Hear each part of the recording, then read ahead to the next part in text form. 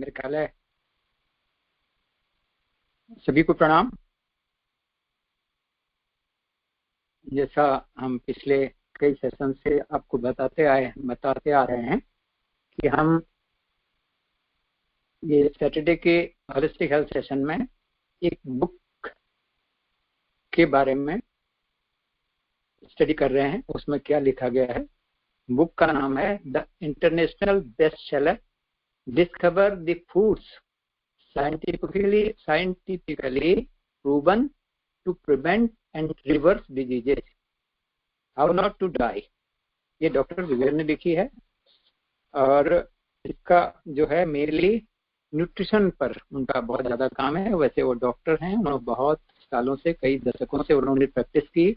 उसके बाद ये पाया कि जो तमाम डिजीजेज हैं, खास तौर पर यूएस में, उन डिजीज से हम कैसे बच सकते हैं। तो इसी श्रृंखला में थोड़ा सा आउट ऑफ द वे में बोल रहा हूँ। हमारा भी हम गुरुदेव के साहित्य से स्वाध्याय ग्रुप में ये कोरोना काल में विशेषतः 2019-20 से हम लोग जुड़े और उसमें हम लोगों को गुरुदेव ने दूसरे ग्रुप्स में भी, जैसे डॉक्टर रेखा वाले ग्रुप में चेतना की शिखर यात्रा के तीनों एडिशन को हम लोगों ने स्वाध्याय किया। उसके बाद में दूसरे ग्रुप में अमन जी का ग्रुप है, उसमें हमने गायत्री महाविद्यान के बारे में, अभी भी ग्रुप हमारा चल रहा है, उसको भी हम लोग संडे को करते हैं। और इस ग्रुप में हमें सौभाग्य मिला लगभग 2 साल पहले, जुलाई 2020 की बात होगी मुझे लग रहा है, जब हम लोग उसमें बॉम्बे में थे तो दिल्ली में आए, तो इस ग्रुप में भी हमको जुड़ने का सौभाग्य मिला। और कुछ समय बाद हमने फिर ये सैटरडे को होलिस्टिक हेल्थ क्लासेज में पार्टिसिपेट करना भी शुरू किया, कुछ समय बाद में, कुछ महीनों के बाद में। तो इसमें अभी हम लोग आज विशिष्ट मैं इसलिए भी इसमें बोल रहा हूँ कि आज से 46 ईयर्स पहले 30 जुलाई 1976 को मैंने सेंट्रल हेल्थ सर्विस ज्वाइन की थी दिल्ली में। उससे पहले मेडिकल कॉलेज में टीचिंग और हॉस्पिटल जॉब कर रहा था। तो 76 में आज के दिन ही मैंने दिल्ली में जॉब ज्वाइन किया, इसलिए मेरे लिए तो आज का दिन थोड़ा सा वैसे भी थोड़ा इम्पोर्टेंट है। और इस जो हमारा स्वाध्याय का क्रम चल रहा है, इसमें भी शायद ये हमारी आज विशेष जो ये बड़ी चर्चा हम लोग करते आए हैं, ये आज हमारा, क्योंकि डिजीज में हम लोग सभी डिस्कस कर चुके हैं। हार्ट डिजीज हमने डिस्कस किया, lung disease, brain disease, digestive cancers, infections, diabetes, high blood pressure, liver diseases last time हम लोग डिस्कस किए थे। तो आज किडनी डिजीज के बारे में थोड़ा हम चर्चा करेंगे।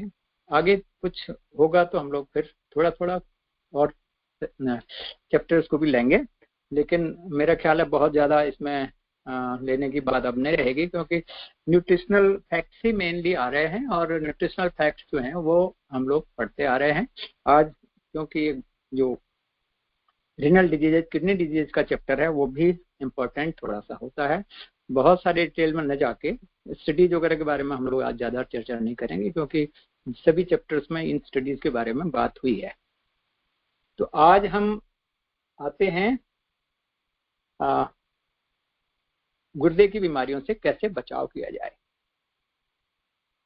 इसमें उन्होंने सबसे पहले ये बोला है कि अगर हमारे खाने की टेबल में हम लोग होल हेल्दी खाने से रोज अपनी प्लेट को भर के खाना शुरू करते हैं, हेल्दी खाना जिसमें उन्होंने होल व्हीट, जैसे हम लोग हमेशा चर्चा करते आए हैं, बीन्स हैं, बैलेंस्ड फ्रूट्स हैं, वेजिटेबल्स हैं, दालें वगैरह हैं, अनप्रोसेस्ड खाना नहीं है, और जो मैदा वगैरह बनी चीज़ें हैं वो नहीं हैं, और जो ट्रांस फैट्स वगैरह हैं वो भी ना हैं।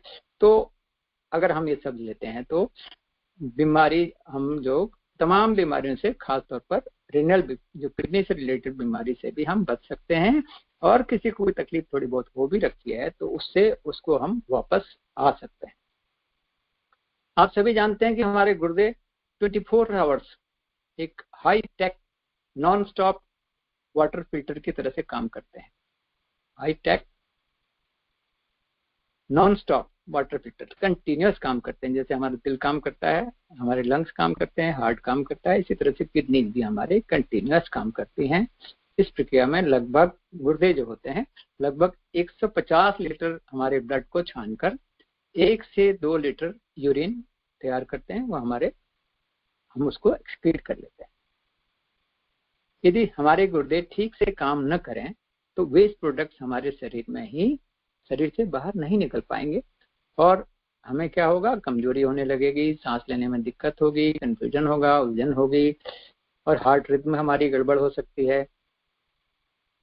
इसके बाद अगर ये है कि कई बार ये देखने में आया है कि जो किडनी की खराबी होते हुए भी आपको कुछ भी पता नहीं लग सकेगा, कि जैसे आपको कोई तकलीफ है ही नहीं, आप ये समझते हैं, लेकिन जांच कराने में पता लगता है कि हमें तो कुछ प्रॉब्लम्स गुर्दे में हो रही है या हो चुकी है। गुर्दे अगर काम करना बंद कर देते हैं तो गुर्दे बदलवाने पड़ते हैं या फिर बार बार डायलिसिस के लिए जाना पड़ता है, जिससे मशीन द्वारा खून की आर्टिफिशियली उसकी खून सफाई की जाती है। ये आप लोग सभी लोग जानते हैं। आज मेरे ख्याल है बच्चे भी जानते हैं कि अगर गुर्दे खराब हो जाते हैं तो उनका डायलिसिस करना पड़ता है या किडनी को रिप्लेस करना पड़ता है, नई किडनी लगानी पड़ती है। गुर्दे भी कोई आसानी से उपलब्ध नहीं हो पाते और हो भी गया तो उसकी सफलता उसको हमारी बॉडी टॉलरेट करेगी कि नहीं, उसमें भी एक प्रश्न चिन्ह लगा रहता है। इसलिए हमें गुर्दे को बचा कर रखना, उसका ध्यान रखना और ही बचा कर रखना, उसका हमेशा ध्यान रखना ही सबसे बड़ा उपाय है। कभी कभी गुर्दे कुछ टॉक्सिन्स, इन्फेक्शंस, यूरिनरी ब्लॉकेज आदि से अचानक भी काम करना बंद कर सकते हैं। अधिकतर मामलों में गुर्दे धीरे धीरे काफी समय में काम करना बंद कर देते हैं। ये मोस्टली जो है 60s में आकर के क्रॉनिक किडनी डिजीज उनको हो जाता है। ये कई बीमारियों से, जिस तरह से अभी हम लोग जिक्र करेंगे, ब्लड प्रेशर की तकलीफ है तो भी उसमें भी किडनीज खराब हो जाती हैं और इन्फेक्शंस वगैरह हो रखे हैं उससे भी हो जाती हैं। कोई फैटी डिजीज ऑफ किडनीज हो गया उसमें भी हो सकती हैं। तो इसमें बहुत सारी स्टडीज इसके बारे में हुई है, जिसमें जो है केवल एंड स्टेज में ही पता लगने लगता है कि हमें तो तकलीफ हो चुकी है और इसके लिए आगे क्या किया जाए। मोस्टली जो किडनी डिजीज जिनको हो भी गया है तो उनको हार्ट डिजीज से ही ज्यादा तकलीफ होने लगती है, क्योंकि किडनी का और हार्ट का डायरेक्ट वो है। हार्ट किडनी डिजीज वालों को मोस्टली हार्ट डिजीज से ही उनका हार्ट फेलियर होने के, हार्ट अटैक होने के चांसेस ज्यादा होते हैं। जिनको किडनी डिजीज है उनको भी। ये यहाँ ध्यान रखने की बात यह है कि अगर हम लोग अनप्रोसेस्ड प्लांट फूड्स लेते हैं जो हमारे गुर्दे की बीमारी से हमारा बचाव करता है, और अगर हम लोग अपने गुर्दों का ध्यान रखते हैं तो अगर तकलीफ हो भी रखी है तो उसको भी रिवर्स होने के काफी चांसेस दिखते हैं। गुर्दों को खान पान से क्या नुकसान होता है, किन किन चीजों से होता है? गुर्दों की जो है ब्लड सप्लाई बहुत अधिक होती है, हाईली वैस्कुलर ऑर्गन्स होते हैं। ये जिस तरह से हमारे हार्ट है, लंग्स वगैरह हैं, काफी वैस्कुलर होती हैं, उसी तरह से किडनीज भी बहुत अच्छी ब्लड सप्लाई उनकी होती है, बिल्कुल ब्लड वेसल से पैक्ड होते हैं। तो दिल और दिमाग जो ये जो जिस तरह से हमने देखा पीछे कि जो डाइट है वो हमारे हार्ट की वेसल्स को और ब्रेन की वेसल्स को नुकसान पहुंचाती है, उसी तरह से यही डाइट, यही चीजें जो हम लोग बताते हैं डाइट हमारे लिए, हमारे शरीर के लिए हार्मफुल है, तो वो हमारे किडनीज के लिए भी टॉक्सिक हो सकती है। हार्वर्ड यूनिवर्सिटी के एक शोध में हजारों स्वस्थ महिलाओं की खानपान और उनसे किडनी फंक्शंस की 10 वर्ष से अधिक समय तक जांच करके पाया गया कि यदि यूरिन में प्रोटीन्स आ रहे हैं तो किडनी में फेलियर के लक्षण दिख रहे हैं। तो इसलिए जो है हमें क्या करना है, अपनी यूरिन का जांच है, ब्लड यूरिया है, क्रिएटिनिन आदि है, किडनी फंक्शंस टेस्ट हैं, इनको बीच बीच में कराते रहना है और अपना ब्लड प्रेशर वगैरह भी रेगुलर चेक कराते रहना चाहिए। गुर्दों के फंक्शंस को प्रभावित करने वाली जो मेन जो डाइट्स हैं वो हैं एनिमल प्रोटीन्स, एनिमल फैट और कोलेस्ट्रॉल। जब प्लांट बेस्ड डाइट हम लोग लेते हैं तो उससे किडनी को नुकसान होने का कम चांस होता है, कम पाया गया है। 150 वर्ष पहले आज से रोडोल्फ वर्को ने, जो फादर ऑफ मॉडर्न पैथोलॉजी जिनको कहा जाता है, बताया कि फैटी डिजेनरेशन ऑफ किडनीज भी होता है। जैसे हम लोग फैटी डिजेनरेशन ऑफ लिवर हमने लास्ट सैटरडे को डिस्कस किया था, इसी तरह से एक लिपिड नेफ्रोटॉक्सिसिटी भी होती है, जिसमें फैट और कोलेस्ट्रॉल ब्लड में ज्यादा होने से वो हमारी किडनीज के लिए भी टॉक्सिक होते हैं। लिपिड लेवल को कम करने के लिए, अगर ब्लड में हमारा लिपिड लेवल कम हो गया है, कम बहुत ज्यादा है, कोलेस्ट्रॉल बढ़ा हुआ है, लो डेंसिटी हाइपो, ये जो हमारे एलडीएल वगैरह हैं, जो अलग अलग टाइप के हमारे कोलेस्ट्रॉल्स और लिपिड्स होते हैं, वो अगर बढ़ी हुई हैं तो उनको कम करने के लिए आप लोग जानते हैं कि हम लोग स्टैटिन्स का इस्तेमाल, स्टैटिन्स को यूज किया जाता है उनको कम लाने के लिए। लेकिन वो अगर काफी समय तक लिए जाते हैं तो वो स्टैटिन्स भी हमारे शरीर में नुकसान पहुंचाते हैं। ये भी बहुत अच्छी तरह से हम लोग डिस्कस काफी पिछले सेशंस में करते आ रहे हैं। हमारे गुर्दों के लिए कौन सी प्रोटीन्स अच्छी हैं? अब ये एक स्टडी की गई जिसमें देखा गया कि गुर्दों के लिए कौन से प्रोटीन्स ठीक होती हैं। 1990 से 2010 तक हेल्थ डिजीज की health and disease leading cause जो है इनका डेथ और मोर्बिडिटी का, उसमें पाया गया कि क्रॉनिक किडनी डिजीजेज की वजह से ही पिछले दशकों में जो है लोगों का मृत्यु दर काफी बढ़ा हुआ है। इसमें जो किडनी के लिए जो किनको ज्यादा तकलीफ होती है, जो लोग नॉन वेजिटेरियन डाइट लेते हैं, मीट स्वीट डाइट है, एक्सेस टेबल शुगर है और high fructose corn syrup consumption है, और जिनका ब्लड प्रेशर बढ़ा हुआ है, यूरिक एसिड बढ़ जाता है, उनको ये किडनी के लिए किडनी की तकलीफ होने लगती है और किडनी डैमेज हो जाता है इन चीजों से। सैचुरेटेड फैट्स हैं, ट्रांस फैट्स हैं, कोलेस्ट्रॉल है, एनिमल प्रोडक्ट जैसे हम कह रहे हैं कि चाहे वो डेयरी प्रोडक्ट्स हैं, चाहे नॉन वेजिटेरियन डाइट्स हैं, जंक फूड है, ये भी किडनी के लिए हार्मफुल होते हैं। जिस तरह से ये सारी चीजें हमारे हार्ट के लिए, ब्रेन के लिए हार्मफुल थी, इसी तरह से ये saturated fat, cholesterol, animal product भी नेफ्रोटॉक्सिसिटी, लिपिड, ये जो है फैटी डिजेनरेशन ऑफ किडनीज कर सकते हैं। तो ये क्या करते हैं, ये हमारे किडनीज के एसिड लोड को बढ़ा देती हैं, एसिड लोड बढ़ा देती हैं। हम अभी थोड़ा सा कुछ और आगे अभी देखेंगे कि कौन सी चीजें हमारी बॉडी के लिए एसिडिक हैं, कौन सी चीजें हमारे बॉडी के लिए अल्कलाइन होती हैं। एसिड लोड बढ़ने से किडनी पर जोर पड़ता है, किडनी पर वहाँ अमोनिया का प्रोडक्शन होने लगता है। जो अमोनिया हमारे अधिक अमोनिया का प्रोडक्शन होता है, अगर हम लोग एनिमल प्रोटीन्स और मीट, एग, डेयरी प्रोडक्ट्स आदि ज्यादा ले रहे हैं तो वो अमोनिया भी जब डैमेज निकलता है, उसका एंड प्रोडक्ट होता है, तो वो भी हमारी किडनी सेल्स को प्रभावित करता है। ये एज के साथ हमको फिर ये सब चीजों को उनका ये कहना है कि प्लांट प्रोटीन से गुर्दों पर ये एडवर्स इफेक्ट, तो हम लोग ये कह रहे हैं एसिड प्रोडक्शन ज्यादा हो रहा है, एसिड लोड बढ़ रहा है, तो अगर ये प्लांट प्रोडक्ट्स को लिया जाता है तो ये इफेक्ट ज्यादा नहीं होता है, इसका असर, उनका एडवर्स इफेक्ट नहीं होता, क्योंकि उसमें एसिडिक ना होके अल्कलाइन फूड की तरह से वो काम करते हैं। हम लोग आगे देख रहे हैं कि जो एनिमल प्रोटीन्स जो होती है गुर्दों में फ्यूजन करती हैं। अब यह है कि सवाल कि क्या क्या होता है, जो वेजिटेरियन जो फ्रूट्स एंड वेजिटेबल्स में भी हमारी प्रोटीन्स जाती हैं, उनमें उनसे गुर्दों को नुकसान नहीं होता। क्यों नहीं होता? जो एनिमल प्रोटीन्स होती हैं, ये नॉन वेजिटेरियंस हैं, चाहे डेयरी प्रोडक्ट्स को भी कई बार हम देखते हैं कि वो किडनी में सूजन पैदा कर देती है, इन्फ्लेमेशन पैदा कर देती हैं, जबकि प्लांट प्रोडक्ट्स ये नहीं करते।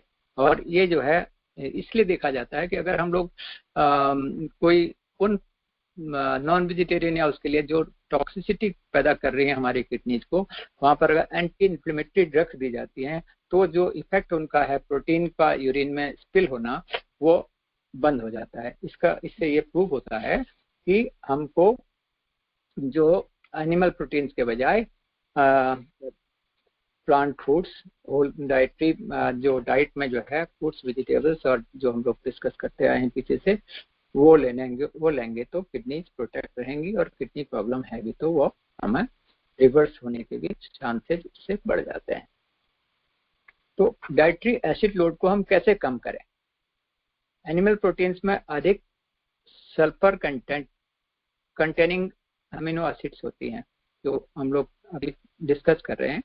सल्फर कंटेनिंग अमीनो एसिड्स हैं जो वो सल्फ्यूरिक एसिड बनाती हैं जी यहाँ पर बॉडी में मेटाबोलाइज होकर के, और जबकि फ्रूट्स वेजिटेबल्स में बेस फॉर्मिंग होती हैं वो एसिड्स, और वो एसिड को न्यूट्रलाइज करते हैं।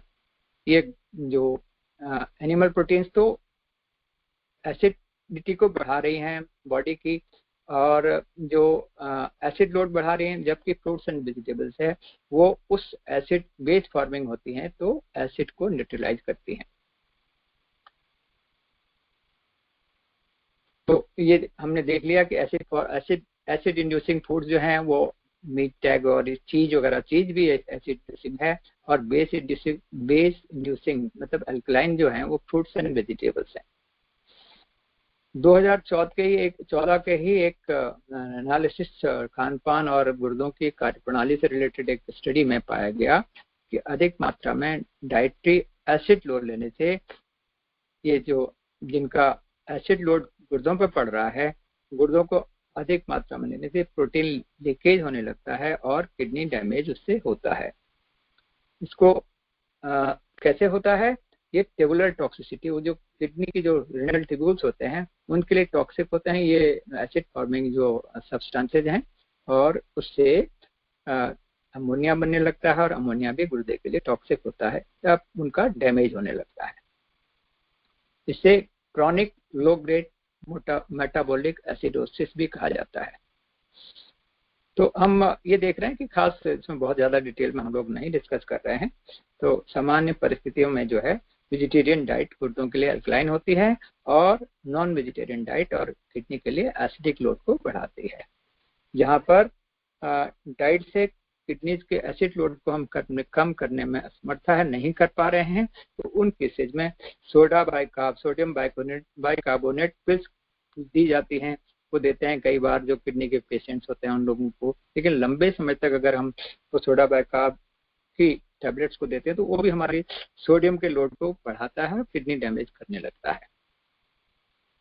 कोलेस्ट्रॉल रिच डाइट या कोलेस्ट्रॉल को कम करने के लिए भी स्टैटिन्स आदि दिए जाते हैं, जैसे अभी हम डिस्कस कर रहे थे। कोलेस्ट्रॉल मेकिंग एंजाइम को उससे कम करता है, तो वो प्रिपेल करते हैं। उससे जो है रिसर्चर्स ने पाया कि सोडा बाइकार्ब की जगह फलों और सब्जियों को खाने में बढ़ाकर बीपी को कम किया जा सकता है, और किडनी को प्रॉब्लम्स को भी हम कम कर सकते हैं।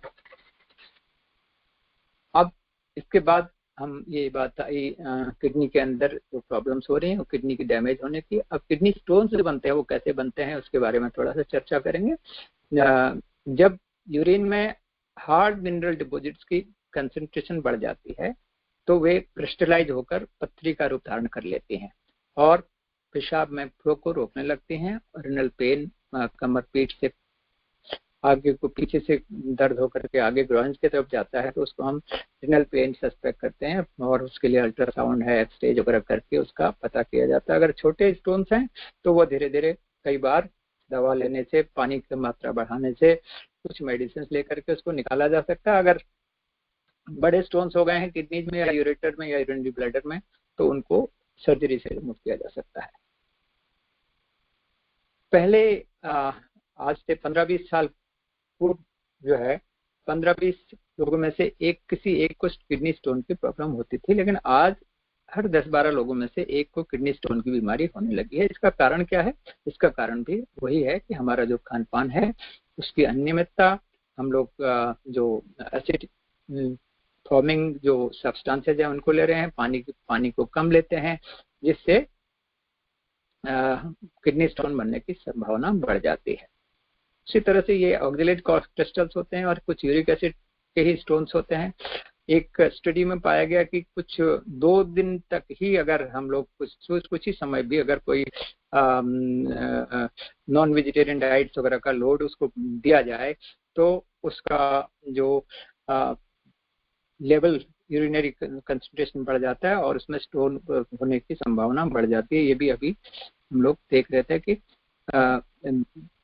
केवल 2 दिन में उनकी यूरिन में कैल्शियम ऑक्जेलेट बढ़ गया और यूरिक एसिड की मात्रा लेवल काफी बढ़ गया और उनकी किडनी स्टोन बनने का रिस्क 250% बढ़ गया। ये जो है थोड़ा सा एक दिन में ही जो है वो एसिड फॉर्मिंग डाइट दे करके लोड करके देखा गया। इसलिए जो है किडनी स्टोन्स के रिस्क को कम किया जा सकता है केवल हम ये acid forming non vegetarian diet को ना लें और base forming vegetarian fruits vegetables diet को ज्यादा अपनाएं। 2014 में फिर इसको ऑक्सफोर्ड यूनिवर्सिटी की रिसर्च ने उसको फिर से एक बार पब्लिश किया। उन्होंने बताया कि अगर हम इस तरह से अपने खान पान में अगर ध्यान रखें तो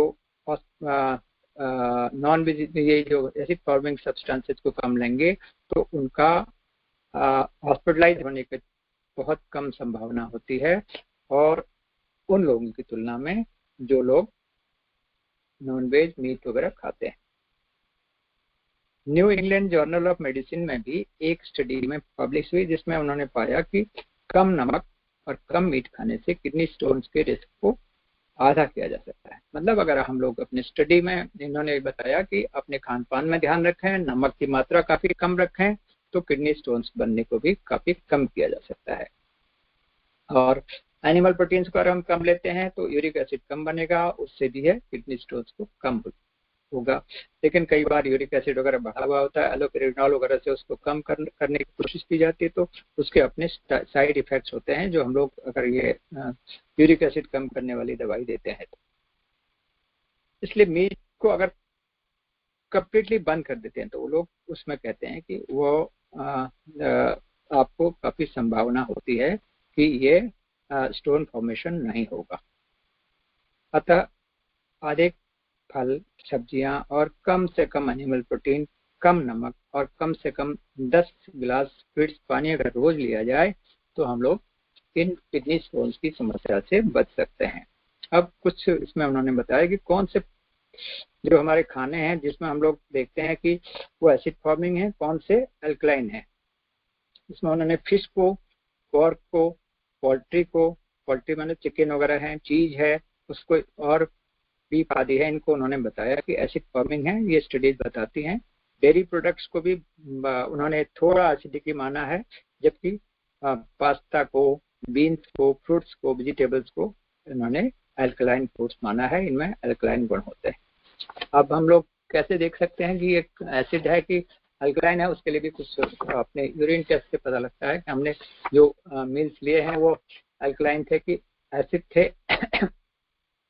उसमें कुछ उन्होंने एक पर्पल कैबेज को उबाल के उसका पानी बना के उसको टॉयलेट में डाल के यूरिन से उसको उसके रंग को देखा जाए, अगर वो डार्क हो जाता है तो एसिडिक कलर है, अगर वो ब्लू हो जाता है तो वो न्यूट्रलाइज्ड है या बेस मतलब अल्कलाइन है उसका जो हमारा यूरिन है। इससे ये देख करके ये उसके टेस्ट, इसमें ज्यादा डिटेल की मेरे ख्याल हमें जरूरत नहीं है जानने की। तो अब है अत्यधिक फास्फोरस इंटेक से कैसे हम बचें। फास्फोरस भी एक बहुत बड़ा जो टॉक्सिक सब्सटेंस कहेंगे जो बॉडी में हम लोगों को मिल रहा है। अगर बहुत ज्यादा फास्फोरस हमको बॉडी में हमारे जा रहा है तो हमारा किडनी फेलियर का, हार्ट फेलियर का और हार्ट अटैक का और प्री मैच्योर डेथ के काफी इसके चांसेस हो जाते हैं फास्फोरस की वजह से। ये भी हमारी किडनी को डैमेज करता है और इससे एजिंग बढ़ती है, एजिंग को एक्सेलरेट करता है। मतलब आपकी जो आदमी है उसकी एजिंग जल्दी होने लगती है और उसका बोन लॉस होने लगता है, हमारी जो हड्डियां हैं वो भी कमजोर होने लगती हैं। फास्फोरस भी कई प्लांट्स और एनिमल फूड्स में भी ये पाया जाता है, लेकिन अधिकतर लोग आवश्यकता से दुगुना फास्फोरस लेते हैं। ये किन से लेते हैं ये देखा गया उन्होंने कि यदि आप प्लांट बेस्ड डाइट लेते हैं तो आपके शरीर में फास्फोरस का एब्जॉर्प्शन आवश्यकता अनुसार ही होता है। अगर हमने वेजिटेरियन डाइट ली है, प्लांट वाली ली है तो फास्फोरस भले ही उसमें है लेकिन हमारी बॉडी उसको एब्जॉर्ब उतना ही करती है जितनी हमको जरूरत होती है। लेकिन अगर हम लोग नॉन वेजिटेरियन डाइट ले रहे हैं तो उसमें जो है फॉस्फेट्स का जो काफी ज्यादा होते हैं। वर्स्ट टाइप ऑफ फॉस्फेट किसमें होता है वो ये है कोला ड्रिंक्स जो है तमाम देखते हैं हम आजकल, कैंपा कोला है, पेप्सी है, तमाम कोला है, ये सब जो कोलाज हैं इनमें भी जो इनको कलर करने के लिए जो मिलता है कोला में वो फॉस्फेट्स उसमें काफी होते हैं। और मीट में उसका कलर को बढ़ाने के लिए, उसको कलर अच्छा वो बनाने के लिए, चिकन आदि में उसको कलर करने के लिए वो सॉल्ट्स वगैरह उसमें मिलाए जाते हैं, उसमें आपको ये फॉस्फेट्स की मात्रा बढ़ जाती है। जो अमेरिका में तो इसको अलाउड है ये, लेकिन इधर यूरोप में ये अलाउड नहीं है, वहाँ बैंड है ये सब चीजों का। इन जो केमिकल्स जो एडिटिव्स जिनको कहा जाता है उनका यूज करना वहाँ पर बैन है। तो उनका हमारा इसमें राइटर ने ये कहा है कि आपको जो भी सब्सटेंसेस को आप ले रहे हो उसमें आप देखो कि फॉस्फेट्स की मात्रा कितनी है, पायरोफॉस्फेट्स कितने हैं और सोडियम ट्राइफॉस्फेट की मात्रा उस चीज में कितनी है। जो हम ड्रिंक्स ले रहे हैं, जो मार्केट में जो हम मिल रहे हैं वो हमारे कंज्यूम करने लायक है कि नहीं, अगर उसमें है तो उसको हम ना लें। तो अब ये क्यों होता है, क्योंकि ये जो है जो मीट इंडस्ट्री है उसको अलाउड है कि आप अपने प्रोडक्ट्स को बचाने के लिए आप ये जो फॉस्फेट, पायरोफॉस्फेट और सोडियम ट्राइफॉस्फेट का यूज कर सकते हैं। कितना यूज कर सकते हैं और कौन उसका लेवल कितना होना चाहिए, इसके बारे में भी कोई स्ट्रिक्ट रूल्स वहाँ नहीं है। कौन करेगा, कौन डिटरमाइन करेगा कि ये एडिटिव सेफ है कि नहीं है, ये भी उन्होंने ये कुछ वहाँ इतने कॉम्प्लिकेटेड सिस्टम है कि उसमें जो उसमें लगभग मैन्युफैक्चरर जो हैं उन्हीं की मर्जी है कि कौन से सॉल्ट्स को डालेंगे, कौन से सॉल्ट्स को नहीं डालेंगे। ये कुछ इस तरह का वहाँ देख पाया गया है। तो उन्होंने 2015 तक तो यूएस एफडीए जो वहाँ के रूल्स बनाती है खाने से रिलेटेड, उसने इसको फाइनली ये कर दिया, बैन करने का प्लान बना लिया कि ट्रांस फैट्स को और प्रोसेस्ड फूड को वो लोग टोटली बैन कर देंगे, हम लोग वहाँ पर यूज नहीं करेंगे। और इस जो हमारे यूएस में लगभग 20,000 हार्ट अटैक्स को हर साल करती है, तो उससे अगर हम ये बैन कर देते हैं ट्रांस फैट्स और प्रोसेस्ड मीट फूड्स को, तो इनसे हम बच सकते हैं। पार्शियली हाइड्रोजनेटेड ऑयल्स उन्होंने जो 16 जून 2015 तक ट्रांस फैट्स को वहां पर अलाउड थी, पार्शियली हाइड्रोजनेटेड ऑयल्स को उन्होंने दिया हुआ था GRAS status, generally recognised as safe. जो उनको कहते थे ग्रास स्टेटस का मतलब होता है कि वो उसको सेफ मानते थे। मिला उसके बाद में इसको बैन कर दिया गया। फूड में ये जो आपके हाइड्रोजनेटेड ऑयल्स को वहां पर बैन किया गया। और ग्रास सेल्फ डिटर्मिनेशन एक नया रूल उन्होंने बना दिया। उसके लिए एक कमेटी बनाई जिसमें बता कि कौन से फूड एडिटिव्स हैं उनका सर्टिफिकेट पहले दे करके उसको ऐड किया जा सकता है। अगर कोई नया एडिटिव आ रहा है उसके बारे में बताया जा सकता है, लेकिन उसमें भी उसी तरह का कुछ हेरा फेरी कहिए, अपनी उनकी जो कंपनीज हैं उनके फेवर में डिसीजन कहिए, उससे ये होता है। जैसे एक छोटा सा एग्जांपल है, पेप्सिको ने हर साल 90 लाख रुपया एक साल में एडिटिव्स को सेफ बताने के लिए खर्च करती है पेप्सिको कंपनी। ये जो एडिटिव्स हैं अपनी मर्जी से डालते हैं, जैसे हम कह रहे हैं ना कोला वगैरह में उसको कलर करने के लिए, उसको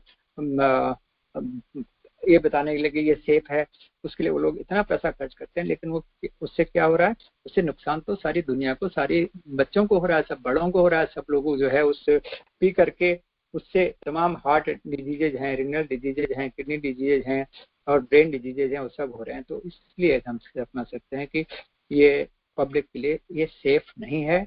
इसको हमें अपने आप ही अपने को समझना पड़ेगा।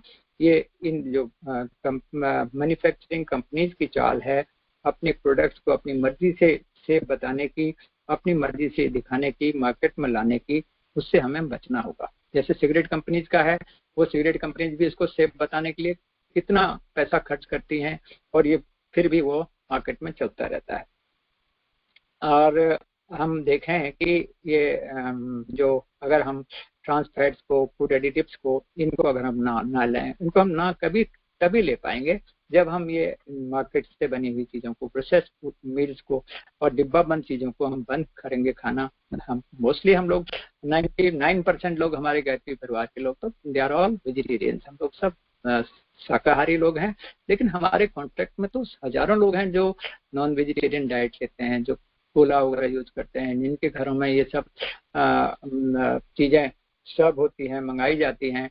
उन सबको भी हमको ये बताना है कि ये कारण है क्यों हमें ड्रिंक्स को, इन चीजों से दूर रहना चाहिए, क्यों हमने अपने आप को सेफ रखने के लिए, इन डिजीज से अपने को मुक्त रखने के लिए हमें क्या क्या उपाय अपने लिए करने चाहिए और किन किन चीजों से हमें बचना चाहिए।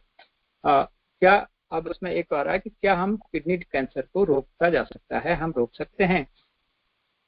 हर वर्ष जो है लगभग 64,000 लोगों की किडनी डिजीज से, किडनी कैंसर से डेथ होती है वर्ल्ड में, जिसमें 4% तो हेरिडिटरी होते हैं, जो वंशानुगत कह सकते हैं उनको। टोबैको यूज, जो तंबाकू के यूज से काफी हद तक इसमें कारण माना जाता है। ये तंबाकू का यूज क्या होता है, उसमें नाइट्रोसामिन्स होते हैं जो किडनी के जो स्मोकिंग से जो केमिकल्स होते हैं, जो कैंसर फॉर्मिंग जो केमिकल्स हैं, उनमें नाइट्रोसामिन एक है। वो नाइट्रोसामिन जो होता है 80% नाइट्रोसामिन, अगर मैंने इस कमरे में, जिस कमरे में मैं रह रहा हूँ, सिर्फ स्मोक मैंने किया है, तो हम जो उसका नुकसान मुझे हो रहा है और जो साथ में है उसका तो हो ही रहा है। फर्स्ट हैंड तो मुझे हुआ, सेकंड हैंड उसको हुआ जो साथ में हमारे रह रहा है या स्टाफ उसमें उसको रहा है। थर्ड हैंड स्मोकर उसका होता है जो उस कमरे में हमने छोड़ दिया, कमरे को छोड़ चुके हैं, होटल रूम से बाहर आ चुके हैं। दूसरा आदमी जो आ रहा है उस कमरे में, वो अगर उसमें रह रहा है, जो वहां पर जो नाइट्रोसामिन, जो नॉर्मल वेंटिलेशन होते हुए भी, आजकल वेंटिलेशन तो वैसे ही नहीं होता होटल रूम्स में, सारे बंद होते हैं, एसी सब में होता है। इतना प्रॉपर वेंटिलेशन मैं नहीं कहता हूँ कि वहाँ होता है। जो आपको स्मेल आती है, स्मोक भी किसी ने कर रखा है करके, तो उससे भी कैंसर होता है। वो जो आदमी उस कमरे को ले रहा है उसको थर्ड हैंड स्मोक कह सकते हैं। वो कमरे में जो आपको लग रहा है, तो इससे कोशिश ये करनी चाहिए कि जो स्मोक फ्री होटल रूम्स हैं उनको ही हम लें और दूसरों को हम ना लें।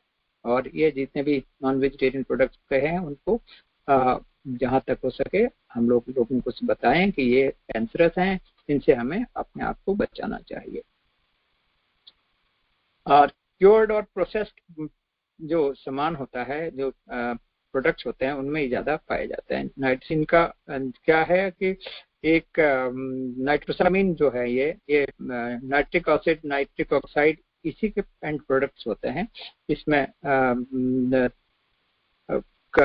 डिफरेंट स्टडीज हुई है जिससे पता लगा कि डाइट का अध्ययन किया गया 2008-24, तो ये ज्यादातर ये पाया गया कि अगर उनको किडनी स्टोन्स हैं और हार्ट प्रॉब्लम साथ में है, तो उनका जो और आगे डिजीज होने का ज्यादा चांस इसलिए भी होता है कि जो लोग स्मोक करते हैं, जो नॉन वेजिटेरियंस होते हैं, वो स्मोक भी और ज्यादा करते हैं, एक्सरसाइज कम करते हैं, फलों सब्जियों का यूज वो कम करते हैं।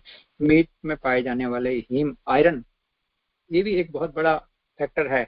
जो हम लोग आयरन लेते हैं बॉडी में, सामान हमारी जो सब्जियों में, दालों में, जो हमें खाने में जो आयरन मिलता है, वो हमारी बॉडी को जितनी जरूरत होती है उतना ही हमारा एब्जॉर्ब होता है। लेकिन नॉन वेजिटेरियन डाइट अगर कोई लेता है तो उससे जो आयरन एब्जॉर्ब होता है उसको हीम कहा जाता है। वो हीम डायरेक्ट एब्जॉर्ब होता है तो बॉडी को नुकसान पहुंचाता है। हमने पीछे लिवर के बारे में, लिवर डिजीज के बारे में देखा था, लिवर को भी वो नुकसान करता है।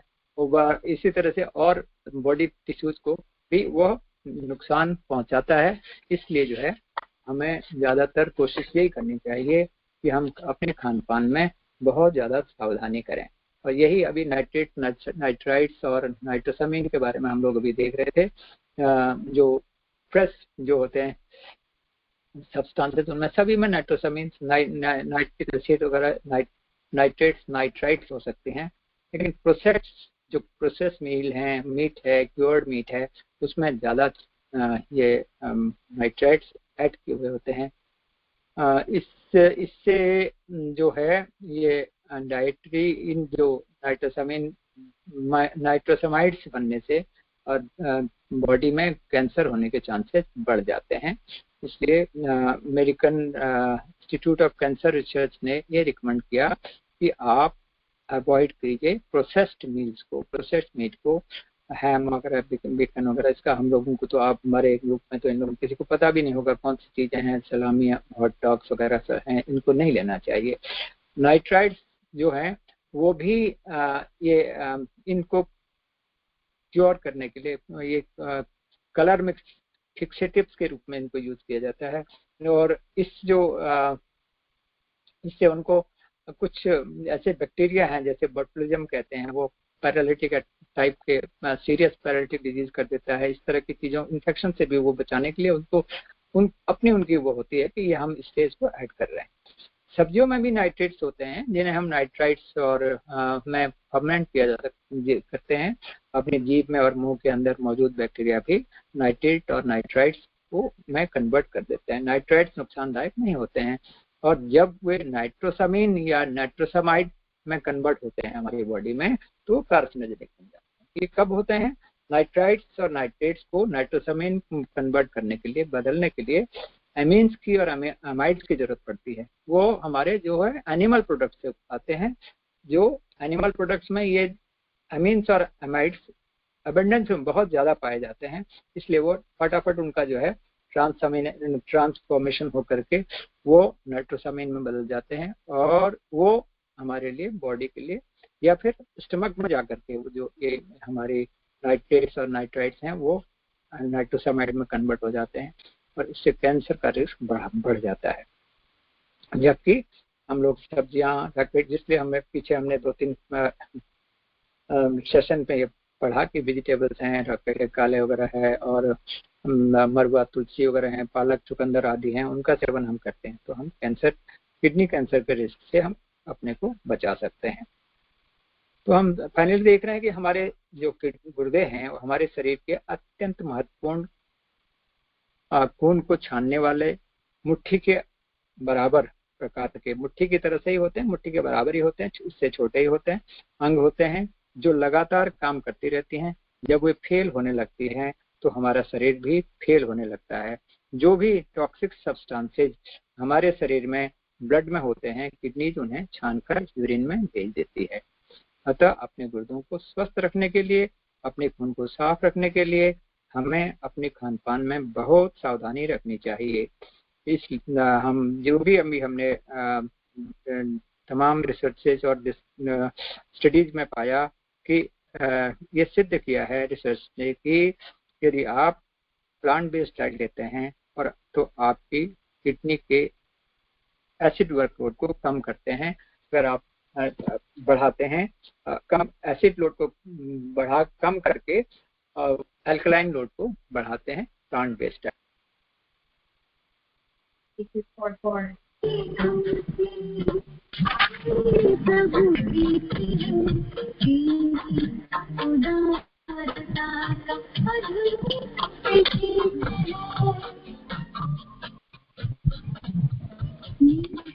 आंटी जी आवाज नहीं आ रही है, आवाज बिल्कुल ब्रेक हो रही है, क्लियर आवाज नहीं है।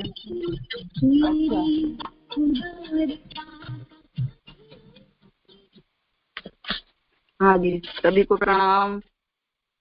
अभी हमने बहुत कुछ सुना और उससे बस घबराहट हो गई। बस घबराने की जरूरत नहीं है, समझदारी और जानने की जरूरत है। जब जानेंगे तभी हम उसको कुछ ठीक कर पाएंगे। तो अब टेक अवे मैसेज ये है कि अपनी हेल्थ अपने हाथ। तो हम जितना समझ के चलेंगे और दूसरों को भी बचाएंगे उतना ही अच्छा। अब शायद आ रही होगी, है अभी आ रही है? हाँ जी आंटी जी, थोड़ी सी वो ब्रेक हो के आ रही है, डिस्टर्बेंस है आवाज में। अच्छा, फिर क्या करें, थोड़ा और ट्राई करती हूँ। अच्छा हाँ, अब आ रही है? हाँ जी। ओम भवानी शंकरो वंदे श्रद्धा विश्वास रूपिण। सभी को प्रणाम। आशा है सब लोग प्रभु प्रेम की, गुरु सत्ता के अनुदानों वरदानों की वर्षा में भीग रहे होंगे। पिछले बार भीगना शुरू किया था ना, आनंद सागर में गोते लगा रहे होंगे, प्रभु कृपा की आनंद सरिता में डूब रहे होंगे, डूबे रहिए, भीगे रहिए, क्योंकि ये वाले भीगने से जो है जुकाम नहीं होगा, वो वाला जो होता है इसके भीगने से एक बढ़िया वाला जुकाम हो जाता है जिसको डिटॉक्स कहते हैं। क्योंकि नेचुरोपैथी हमेशा ये मानती है कि जितने टॉक्सिन्स हैं हमारी बॉडी में जब ज्यादा जमा हो जाते हैं तो फिर वो बॉडी उसको खुद ही प्राकृतिक रूप से उनको निकालने की कोशिश करती है, जुकाम के रूप में, बुखार के रूप में और भी तमाम प्रॉब्लम्स के रूप में। तो बहुत सारे जो है इमोशनल टॉक्सिन्स भी जमा होते हैं। अभी हम उसकी बात कर रहे थे लिवर की और किडनी, वो बेचारे अपने काम में लगे रहते हैं, पर हमारी भी कुछ जिम्मेदारी है कि हम क्या खाएं, क्या नहीं खाएं, कैसे खाएं, किस चीज को अवॉइड करें। तो वो तो एक अलग पार्ट हो गया, लेकिन इमोशनल टॉक्सिन्स को निकालने के लिए जो है हमें वही चाहिएगा, ऊपर वाले जो है उसकी स्पिरिचुअल एनर्जी से ही हम लोग ये सब कुछ कर सकते हैं। ज्यादा टॉक्सिन जमा हो जाते हैं तो ये सब हमें वैसे भी बॉडी से निकालने का भी एक प्रोग्राम डिटॉक्स पर कर लेंगे कि कैसे क्या करते हैं। और बाकी जो त्रिविध ताप बोलते हैं ना, ये हमारे इसमें भीगे रहने से जो है त्रिविध ताप, दैहिक, दैविक, भौतिक जो है वो भी जो है 3 तरह के जो बुखार है ना, वो भी प्रेम नदी में डूब कर ही सब ठीक हो जाते हैं। और उस नदी में डूब जाएंगे तो तर भी जाएंगे। अच्छा, अब लोग सोच रहे होंगे ये हेल्थ के उसमें क्या अजीब अजीब सी बातें प्रवचन से करने लगते हैं, पर ये बहुत जरूरी पार्ट है। यही मिसिंग डायमेंशन है जो अभी होलिस्टिक हेल्थ में है, लोगों का चल रहा है। तो अब तो मॉडर्न मेडिसिन भी मानने लगे, माइंड बॉडी सोल मेडिसिन। अगर हम माइंड को नहीं ठीक रखते हैं, अपने मन को ठीक नहीं रखते हैं, आत्मा को ठीक नहीं रखते हैं, तो शरीर कभी भी ठीक रह नहीं सकता है। इस बात को अब आप सबको समझ जाना चाहिए। बेशक हम लेट समझ रहे हैं, क्योंकि ज्यादातर तो लोग बस शरीर के तल पर जीते हैं, उसी में संसार में ही डूबे रहते हैं, संसार में ही सब कुछ हो जाता है और कुछ पता ही नहीं चलता कि उसके आगे भी कुछ है। और हमारे ऊपर बड़ी भगवान की कृपा है, गुरु की कृपा है कि वो हमें ये सब ज्ञान दे रहे हैं, इतना सारा लिख के रख गए हैं, इतना सारा सुना रहे हैं, इतना सारा बता रहे हैं, इतनी अच्छी जगह जोड़ रहे हैं। तो ये सब उनके लिए हमें बहुत ही धन्यवाद देना चाहिए, बारंबार उनको हम आभार व्यक्त करें। तो हम लोगों ने वो पिछली बार एक विजुअलाइजेशन किया था। वैसे विनीता जी बड़ा अच्छा वो करवाती हैं, कल्पना चित्रण विजुअलाइजेशन कराती हैं। तो मैं उनसे रिक्वेस्ट करूंगी कि आप सारे चक्रों को ठीक करने वाला हार्ट चक्र को, उसको एक पूरा डिटेल में बढ़िया सा मेडिटेशन बना दीजिए, और जिसे समय निकाल कर आराम से शांति से बैठ के कर सकें, और उसका बहुत ही अच्छा पॉजिटिव इफेक्ट आता है। और ये हमारे जो माइंड को और हार्ट को और चक्रों को भी डिटॉक्स करने के लिए, फिजिकल डिटॉक्स तो करेंगे जो खाने पीने से, इन सब से, फास्ट से होता है, हमारे व्रत से किया जाता है, ये सब कुछ और पदार्थ भी होते हैं, आयुर्वेद में बहुत सारे तरीके हैं, उस पर भी कभी कर लेंगे। तो इस पर भी ध्यान देना हमें जरूरी है। अब जो मिसिंग डायमेंशन पर बहुत जरूरी, अब सब लोग समझ गए हैं कि 90% से 95% जो है बीमारियां जो हैं उससे हो रही हैं, साइकोसोमेटिक हैं। मतलब मन में जिनकी जड़ें मन में है और रोग है तन में, बहुत सारी तो ये सब खाने पीने से सब हो रही है भाई, केमिकल लेस्ड और वो सब तो है ही। पर उस पर भी हमने क्या कर सकते हैं, मैक्सिमम उनको कैसे अवॉइड कर सकते हैं, उस पर भी सोचेंगे अगली बार में। तो स्पिरिचुअल हेल्थ को ठीक रखेंगे तो मेंटल हेल्थ ठीक रहेगी, मेंटल ठीक रहेगी तो फिजिकल ठीक रहेगी। और ये सब आपस में जुड़े हुए हैं, जितने हमारे मनोमय कोश, अन्नमय कोश, और ये बड़ी अच्छी तरह से आपस में चक्र हैं, ये सब काम करते हैं, बिल्कुल अच्छे पड़ोसियों की तरह आराम से रहते हैं और बहुत मिलजुल के काम करते हैं। तो हमें उस पर ध्यान देना बहुत ही जरूरी है। और फिजिकल हम प्राण उसको, ऊर्जा को अगर ठीक रखें अपने प्राणमय कोश को काफी हद तक, तो 9 to 95% बीमारियां आ नहीं सकती। ये सब जितने प्राणिक हीलर हैं, जो इस पे काफी रिसर्चर्स हैं, वो सब इस बात को आप समझ रहे हैं कि जब भी कोई बीमारी आती है तो पहले वो हमारे इसमें आती है, प्राणमय कोश में आती है बाहर। जब वो नहीं होती तब वो बॉडी में मैनिफेस्ट कर जाती है, जब वो वहां से हम उसे नहीं निकालते, वहीं पे रहती है, तो वो फिर शरीर में आ जाती है। तो उसके तरीके जानने पड़ेंगे, समझने पड़ेंगे और अपनाने पड़ेंगे।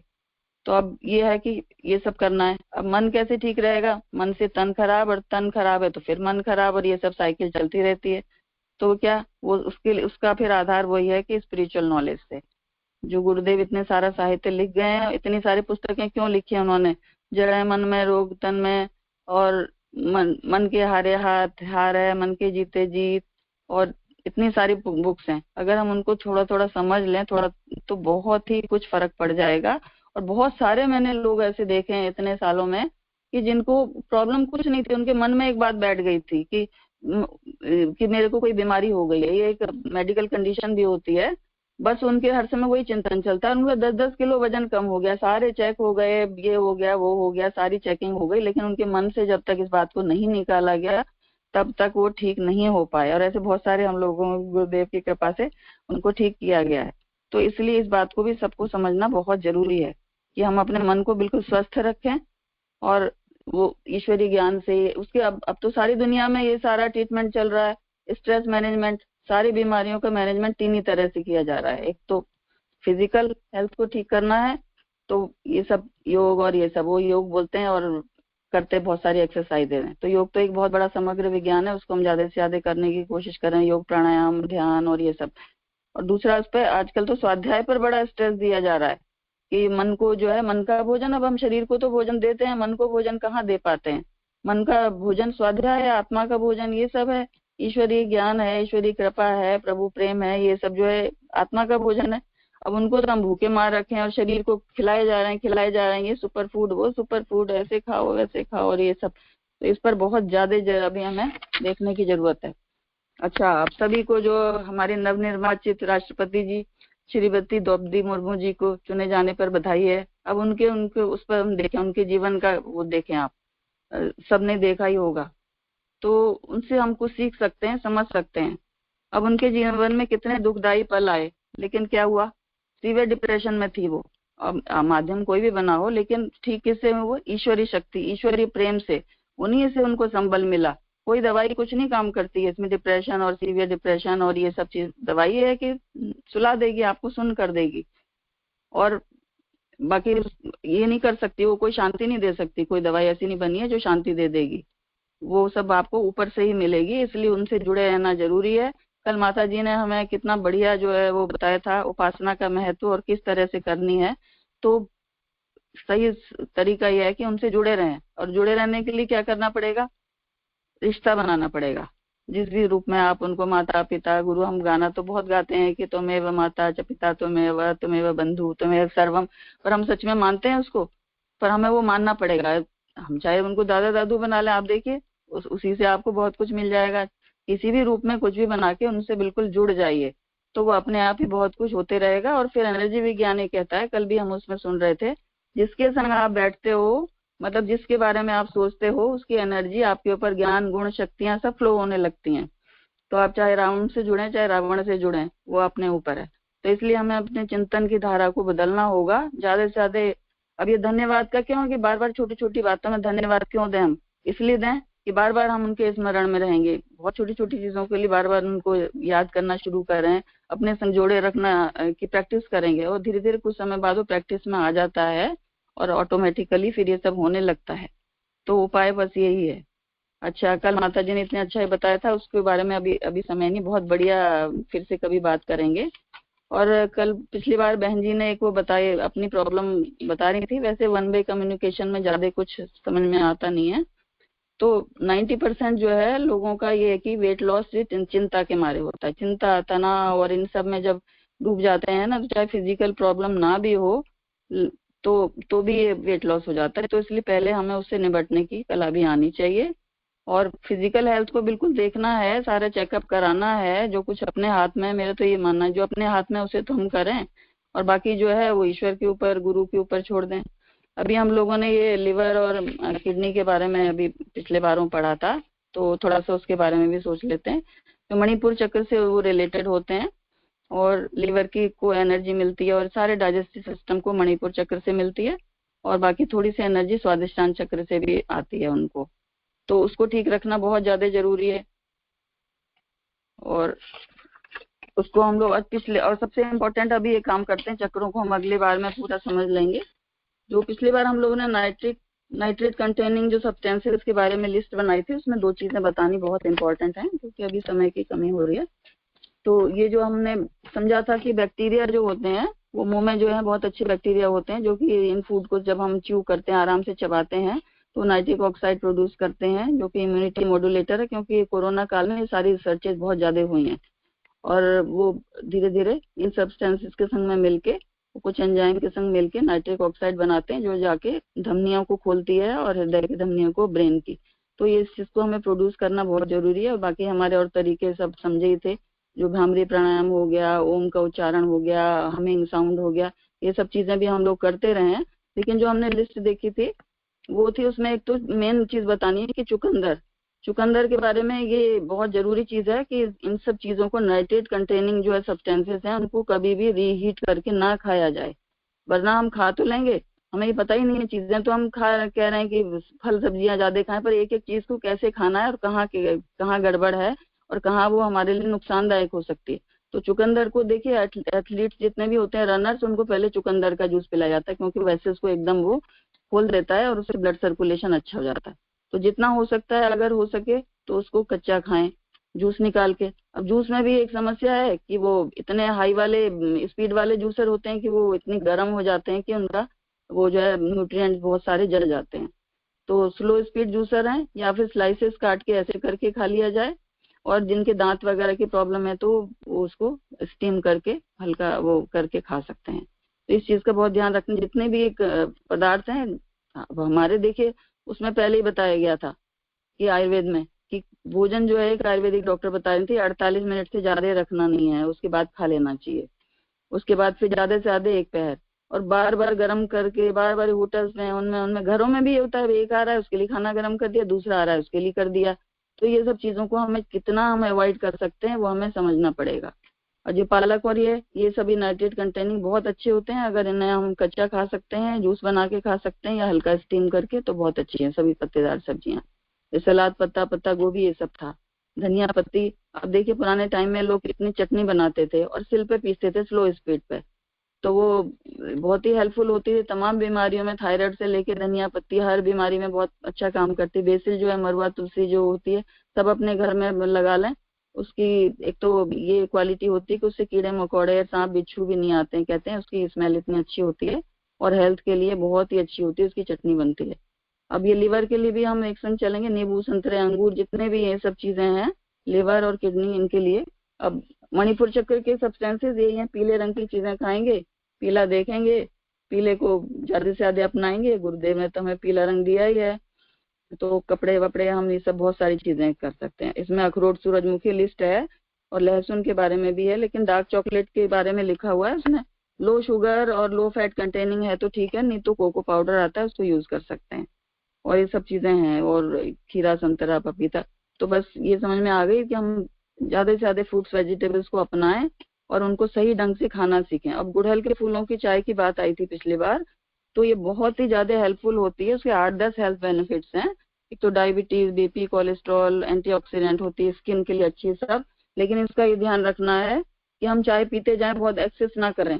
चाय पी रहे हैं तो फिर हमारा बीपी लो हो सकता है, हम बीपी की अपनी दवाई भी खा रहे हैं, अगर हाई बीपी किसी को है तो वो और लो चला जाएगा। तो उससे उसका हम ध्यान रखें कि हमें दवाई कम करनी, बीपी चेक करें या एक्सेसिव ना करें। दूसरी बात, ये एक उसका साइड इफेक्ट कहिए या अच्छा साइड इफेक्ट कहिए कि बड़ी रिलैक्सिंग होती है, और जो है पेट को भी साफ करती है। मतलब ये मैंने तो एक बार पी ली तो मेरे तो तभी पेट में गुड़गुड़ शुरू हुआ, मैंने कहा ये क्या हो रहा है, मेरे को डिजीनेस हो रही है। तो ये रिलैक्सेशन करती है, इसलिए सोते समय पिए, अगर इसको पीनी है तो बहुत अच्छी है, लोग इसीलिए सोते समय पीते हैं। तो सवेरे आपका पेट वेट भी ठीक हो जाएगा और नींद भी आ जाएगी अच्छी तरह। तो इन सब चीजों पर भी हमने ध्यान देखना है। और ये जो एक जो है, हम ब्राउन राइस की बड़ी बात आ रही है आजकल, ब्राउन राइस खाइए, ब्राउन राइस खाइए। अब ठीक है, ब्राउन राइस अच्छा है, पर उसकी नेगेटिव एक प्रॉब्लम यह है राइस की कि ये जो फील्ड्स में उगता है और जहाँ पर ये केमिकल पेस्टिसाइड डाले जाते हैं, वहां पर अगर वो जो इस तरह का केमिकल होता है बहुत ही खतरनाक वाला, ये बहुत जल्दी एब्जॉर्ब करता है, और इतनी जल्दी एब्जॉर्ब करता है कि आर्सेनिक होता है जो कि बहुत ही खतरनाक है, और बहुत ही स्लो ढंग से बॉडी में जमा होते जाता है, लिवर खराब होते हैं, वो होते हैं किडनीज में, और इतना नहीं निकाल पाती, एक्यूमुलेट होते जाता है। तो इसका तरीका यह है कि उसको 4-5-6 बार ज्यादा से ज्यादा धोया जाए पहले तो अच्छी तरह। चावल को भी, व्हाइट राइस जो कम एब्जॉर्ब करता है, ब्राउन राइस बहुत ज्यादा एब्जॉर्ब करता है, और उसके बाद भी जिस पानी में भिगाया उसको भी निकाल के फेंक दीजिए, तो तब इसको बनाएंगे। अगर बहुत सारी चीजें ऐसी हैं जो हेल्थ फूड हैं, लेकिन हम उनको खाने का तरीका नहीं है, तो उसके फायदे के बदले नुकसान हो रहा है। अब हम इसमें ये इतनी चीजें कर रहे हैं, अब आप सोचिए जरा कि अगर आपके यहाँ कोई मेड आ रही, कुक आ रही, वो क्या इतने बार धोएगी? या ये होटल्स में, रेस्टोरेंट्स में आजकल बाहर खाना खाते हैं लोग, वो क्या इतने बार आपके लिए इसको धो के रखेंगे? तो ये चीजों पर ही ध्यान देना जरूरी है कि जो भी चीज अवेलेबल है, कोई भी चीज प्योर तो है नहीं, सब बहुत ही गड़बड़ वाली है। तो उसको हम कैसे ज्यादा से ज्यादा उसको साफ करके, हानिकारक उसके जो भी तत्व हैं उनको हटा के, और किस तरह हम उसको यूज करें, उस पर हमें बहुत ज्यादा रिसर्च करने, ध्यान देने की जरूरत है। तो अभी तो समय हो गया है, तो अगली बार बात करेंगे हम लोग इसके बारे में, इसी पर कुछ और फोकस करने की कोशिश करेंगे। तो सभी के लिए अभी शुभकामनाएं कि सब प्रभु प्रेम में डूबे रहें, भीगे रहें। सबका धन्यवाद। और गुरुदेव माता जी का मैसेज है कि ज्यादा से ज्यादा प्लांटेशन करें और ज्यादा से ज्यादा अपना बुद्ध ग्रह अच्छा करें, गुरु कार्य करेंगे और तो हमारा हृदय चक्र भी अच्छा होगा प्लांटेशन से ग्रीन देख देख के, और बाकी सब कुछ भी अच्छा होगा। तो सबको प्रणाम, सबको धन्यवाद, नमस्कार।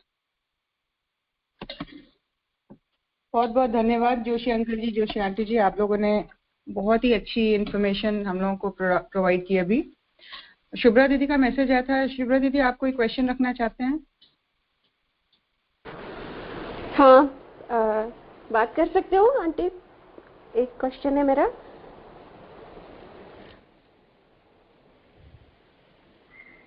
दीदी मैं सुन पा रहे थे? हाँ, बोलिए बोलिए बोलिए। ओके, एक्चुअली मैं ना, हमने बहुत समय पहले ये सुना था कि कैबेज में एक कीड़ा होता है जो पकाने से, उसको बॉईल करने से, कुछ भी करने से वो मरता नहीं है, वो ब्रेन में ब्लॉकेज करता है। और मेरे भाई का, मतलब मेरे मामा जी के लड़के को हो भी चुका और उसको काफी मतलब लंबे समय तक डिजीज रही है। तो हमने कैबेज खाना बिल्कुल बंद कर दिया और गोभी भी कोई नहीं खाता हमारे घर में। तो क्या मतलब क्या सच है ये, और या तो फिर उसका क्या तरीका है खाने का? हम भी नहीं खाते हैं क्योंकि ये बहुत पहले रिसर्च हुई है। तो बिल्कुल ब्रेन सिस्टिक सर्कोसिस नाम का एक कीड़ा होता है जिसकी सिस्ट जो है वो किसी भी चीज से नहीं मरती है। ये टीवी पर भी बहुत अच्छी तरह आया था प्रोग्राम, और बड़ा ही खतरनाक है। तो हम लोग भी नहीं खाते गोभी भैया अब, क्योंकि अब ये लोग बहुत सारे केमिकल लेस करके उसको, और उसको अगर फिर भी खाना हो तो हम ये करते हैं लोग कि उसको काट काट के पानी में डाल दो और वो जितना हो सके साफ करो। वैसे हमने तो बंद कर रखा है ये गोभियां खाना, क्योंकि वो ब्रेन में जाके जमा हो जाता है। बहुत मुश्किल से पता चलता है, दौरे पड़ सकते हैं ब्रेन के, सीजर्स आ जाते हैं और बहुत बाद में पता चलता है कि वो ब्रेन में वो जमा है। तो ये जो लोग बर्गर खाते हैं, आप सोचिए जो बर्गर खाते हैं उसमें कच्ची गोभी डाल के कितने कितने वो बर्गर किंग और दिस एंड दैट और ये सब छोटी छोटी रेडियो पे मैं देखती हूँ बच्चे जो है वो कच्ची गोभी को खा रहे हैं। सोचो जरा कितना खतरनाक काम है। इसीलिए हमें बहुत ही जागरूक रहना है कि क्या खाएं क्या ना खाएं। अब अपने घर में उगा के खाएंगे। है जी, लेट्यूस जो मिलती है उसमें भी रहता है क्या? ये सब इस ग्रुप के जो क्रूसिव वेजिटेबल्स है ना, उन सब में वो डिपेंड करता है कि वो कौन सी खाद डाली गई है। आजकल पता है आपको कौन सी ओखला खाद एक बड़ी गंदी, में बहुत ही पूछताछ करती रहती हूँ मालियों से और सब्जी। वो वहाँ के गंदे नाले के एरिया में जाते हैं, वहाँ पर वो सब ये वेस्ट मैटर की खाद डाली जाती है, उसमें वो सिस्ट होती हैं और वो सिस्ट जो है फिर जाके ये काम करती हैं, वो उसमें सब्जियों में रह जाती हैं। और लोग धोने वाले अच्छी तरह धोते भी नहीं, कुछ पार्ट तो धोने से निकल जाएगा, पर वो सिस्ट अगर उसके अंदर है तो आपके हाथों के थ्रू ब्रेन में जाके जमा हो जाएगी, डिपॉजिट हो जाती है और बहुत खतरनाक ढंग से वो बहुत प्रॉब्लम कर सकती है। तो या तो ये है कि खुद उगा के ये सब चीजें ऑर्गेनिक ढंग से खाएं, या फिर जो है कि ना खाएं। तो हम लोगों ने तो अब यही सोच लिया है कि जिस चीज को हम नहीं ठीक कर सकते उसको फिर अब छोड़ ही दें, उसके बदले दूसरा कुछ करें। ऐसी बहुत चीजें हैं उस पर हम लोग कुछ आगे डिस्कस करते रहेंगे और जिन जिनको पता हो वो भी बताते रहें, क्योंकि अब हेल्थ को अपने हाथ में लेने का समय आ गया है।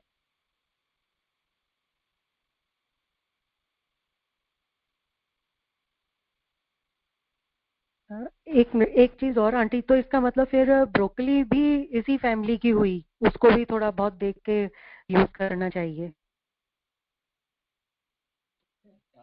जहां तक हो सके जितना हो सकता है वॉश, आजकल वैसे वॉश करने के लिए वो भी आ गए हैं काफी तरह के, पर वो केमिकल उनको निकाल देते हैं। जैसे मैंने भी ले रखा कैंट का, और उनके जो केमिकल्स और उनको ओजोन के थ्रू पानी में उसमें डाल देते हैं। फ्रूट एंड वेजिटेबल प्योरीफायर, वो काफी सारे जो एक्सटर्नल केमिकल हैं जो छिड़काव करे जाते हैं उन सब कुछ निकालते हैं।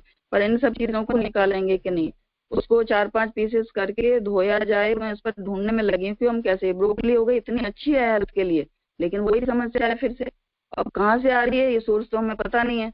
अब या तो हम खुद अपनी उगाने लग जाएं, उसमें नेचुरल वाली खाद डालें, कोई भी इस तरह की चीज ना डालें, तब तो बहुत ही अच्छी है। या फिर उसको किस तरह से डिटॉक्स करें, उस पर और ढूंढ रही हूँ मैं भी। और हम लोग भी कोशिश तो करते हैं कि उसको कम ही खाया जाए जो चीजों में कुछ ये है, या फिर कोई ऐसे सोर्स से लाया जाए जहाँ पर कि आपको पक्का भरोसा हो कि वहां पर ही गंदी वाली खाद नहीं डाली जा रही है और सच में ठीक है। तो हर चीज में तो प्रॉब्लम है। या तो लगता है जैसे जंगल में चले जाएं, वो सदगुरु कहते हैं कि एक भी चीज खाने लायक नहीं है, लगता है जंगल में जाके खाना पड़े। यहाँ तो हवा में पोल्यूशन है, पानी में पोल्यूशन है, खाने में, हर चीज में माइंड में पोल्यूशन हो गया है लोगों के, इसलिए ये सब हो रहा है सभी को। मैं एक चीज कहना चाहूंगी जोशी आंटी कि जैसे पहले हमारी मम्मी हमें बोलती थी कि कोई भी सब्जी फल आप ला रहे हो, सब्जियां के लिए बेसिकली बताती थी, कोई सब्जी ला रहे हो, काटने के बाद उसको गर्म पानी में नमक डाल के और हल्दी डाल के कुछ देर के लिए रख दो, तो काफी उससे कीटाणु जो होते हैं वो, उसके जर्म्स जो है वो मर जाते हैं। आई थिंक तो वो कई बार हम लोग हैबिट में बोल ले आते हैं क्योंकि वो हैबिट में है चीज। तो आई थिंक आप ये लोग कर सकते हैं, नमक और हल्दी डाल के थोड़ा गुनगुना पानी करके उसमें डाल के आधा घंटा रख दीजिए। और धोने के बाद 3-4 बार धोने के बाद, तो 3-4 बार धोने के बाद उसको पानी में रखिए, फिर उसको बाद। बिल्कुल नमक, हल्दी, नीम का पानी और बेकिंग सोडा, ये 4-5 चीजें हैं।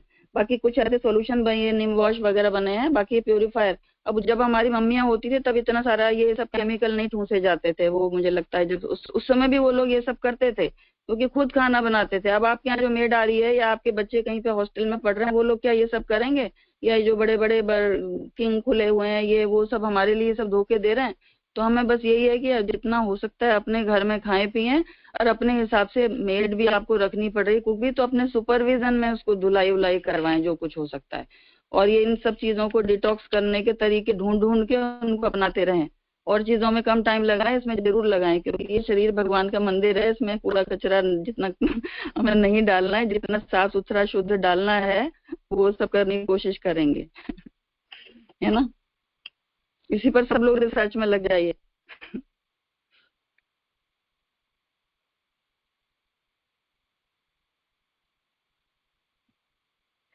अब एक हफ्ते के लिए होमवर्क मिल गया है, इसके ऊपर सभी लोग रिसर्च करेंगे और नेक्स्ट सैटरडे अपना बताएंगे कि क्या क्या सबने रिसर्च किया है। ये परम शेयर करेंगे और पुराने तरीके सब ढूंढ ढांढ के सब शेयर करेंगे, पूरी लिस्ट बना लेंगे हम कैसे क्या कर सकते हैं। ठीक है हाँ जी, सबको प्रणाम, धन्यवाद।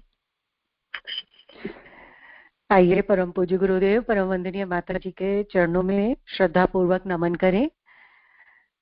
ओम नमो स्वनंताय सहस्रमूर्तये सहस्रपादाक्ष शिरोरुबाहवे सहस्रनाम्ने पुरुषाय शाश्वते सहस्रकोटि युगधारिणे नमः सहस्रकोटि युगधारिणे नमः। गायत्री मंत्र द्वारा 5 मंत्राहुति सभी के उज्जवल भविष्य और सद्बुद्धि की प्रार्थना करते हुए ओम भूर्भुवः स्वः तत्सवितुर्वरेण्यं भर्गो देवस्य धीमहि धियो यो नः प्रचोदयात् स्वाहा। इदं गायत्र्यै इदं न मम। ओम भूर्भुवः स्वः तत्सवितुर्वरेण्यं भर्गो देवस्य धीमहि धियो यो नः प्रचोदयात् स्वाहा। इदं गायत्र्यै इदं न मम। ओम भूर्भुवः स्वः तत्सवितुर्वरेण्यं भर्गो देवस्य धीमहि धियो यो नः प्रचोदयात् स्वाहा। इदं गायत्र्यै इदं न मम। ओम भूर्भुवः स्वः तत्सवितुर्वरेण्यं भर्गो देवस्य धीमहि धियो यो नः प्रचोदयात् स्वाहा। इदं गायत्र्यै इदं न मम। ओम भूर्भुवः स्वः तत्सवितुर्वरेण्यं भर्गो देवस्य धीमहि धियो यो नः प्रचोदयात् स्वाहा। इदं गायत्र्यै इदं न मम।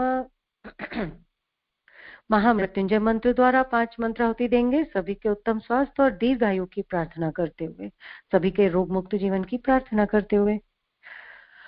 ओम त्र्यंबकं यजामहे सुगंधिं पुष्टिवर्धनम् उर्वारुकमिव बन्धनान् मृत्योर्मुक्षीयमामृतात् स्वाहा। इदं महामृत्युंजयाय इदं न मम।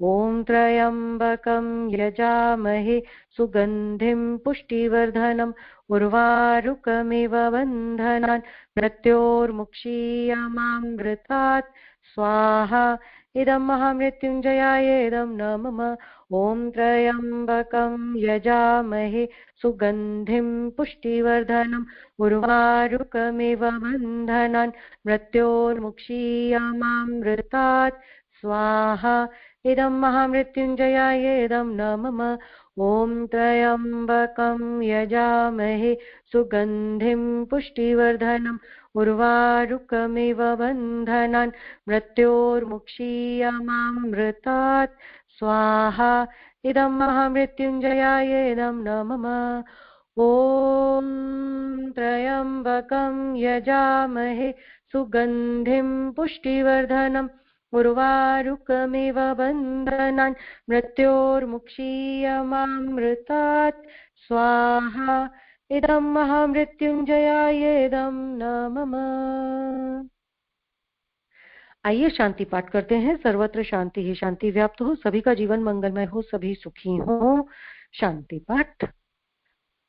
ॐ द्यौ शान्ति अन्तरिक्षगं शान्तिः पृथिवी शान्तिरापः शान्ति औषधयः शान्तिः वनस्पतयः शान्तिर्विश्वे देवा शान्ति ब्रह्म शान्तिः सर्वगं शान्तिः शान्तिरेव शान्तिः सामा शान्तिरेधि ॐ शान्तिः शान्तिः शान्तिः सर्वारिष्टस्तु शान्तिर्भवतु। सभी को प्रणाम। जय गुरुदेव। सभी लोग 1:30 बजे ज्योति अवतरण साधना में और शाम को 5:40 पर सामूहिक चालीसा पाठ में नाद योग में आप सभी लोग ज्वाइन कीजिए। सभी को प्रणाम। जय गुरुदेव।